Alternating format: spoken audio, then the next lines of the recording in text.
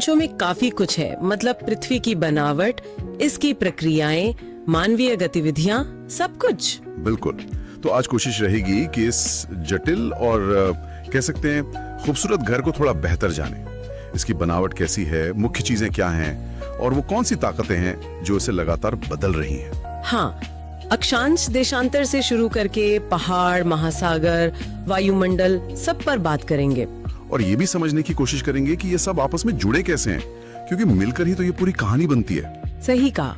तो चलिए शुरू करते हैं। क्या ये सोचने वाली बात नहीं कि अगर हम 1 डिग्री के फासले पर लाइनें खींचें तो पृथ्वी पर कुल 179 अक्षांश रेखाएं होंगी, भूमध्य रेखा को मिलाकर। हाँ, ये बहुत ही बुनियादी जानकारी है पर महत्वपूर्ण है। अक्षांश यानी लैटिट्यूड पृथ्वी के केंद्र से कोणीय दूरी है।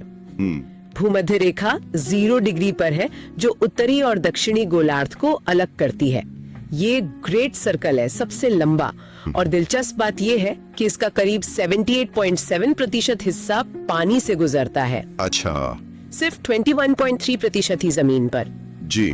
और कुछ खास अक्षांश रेखाएं भी हैं, जैसे कर्क रेखा 23.5 डिग्री नॉर्थ पर, आर्कटिक वृत्त 66.5 डिग्री नॉर्थ पर। हाँ, और ध्रुव तो 90 डिग्री पर हैं। स्रोत में एक मजेदार बात और मिली कि चिली वो देश है जिसका उत्तर से दक्षिण फैलाव, मतलब अक्षांशीय विस्तार सबसे ज्यादा है दुनिया में। हाँ, काफी लंबा देश है वो।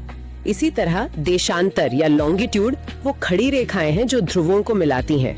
मेरिडियन भी कहते हैं इनको। कितनी है ये? कुल 360। और 0 डिग्री देशांतर को प्राइम मेरिडियन यानी प्रधान मध्याह्न रेखा कहते हैं। ये लंदन के पास ग्रीनविच से गुजरती है। ग्रीनविच मीन टाइम वाला ग्रीनविच। वही। स्रोत ये भी साफ करते हैं कि ये रेखा अल्जीरिया और फ्रांस से तो जाती है पर नाइजर से नहीं गुजरती। ओके। और इसके ठीक पीछे 180 डिग्री पर अंतर्राष्ट्रीय तिथि रेखा है, इंटरनेशनल डेट लाइन। जी, यहाँ समय ग्रीनविच से ठीक 12 घंटे आगे या पीछे होता है। और एक दिलचस्प बात ये कि अगर कोई जहाज इस रेखा को पूर्व से पश्चिम की ओर पार करे तो एक दिन कम हो जाता है। हाँ, टाइम ट्रैवल जैसा कुछ। हाँ, एक तरह से कह सकते हैं, समय बच जाता है। भूमध्य रेखा पर वापस आते हैं। आपने कहा था वहाँ सूरज की किरणें सीधी पड़ती हैं। लगभग सीधी साल भर, इसीलिए वहाँ दिन रात की लंबाई में और तापमान में ज्यादा अंतर नहीं होता। लेकिन सबसे लंबा दिन तो अलग अलग होता है ना? हाँ, वो गोलार्ध पर निर्भर करता है। उत्तरी गोलार्ध में 21 जून सबसे लंबा दिन होता है और दक्षिणी गोलार्ध में 22 दिसंबर। ठीक है, वही पृथ्वी बेसिक ज्यामिति।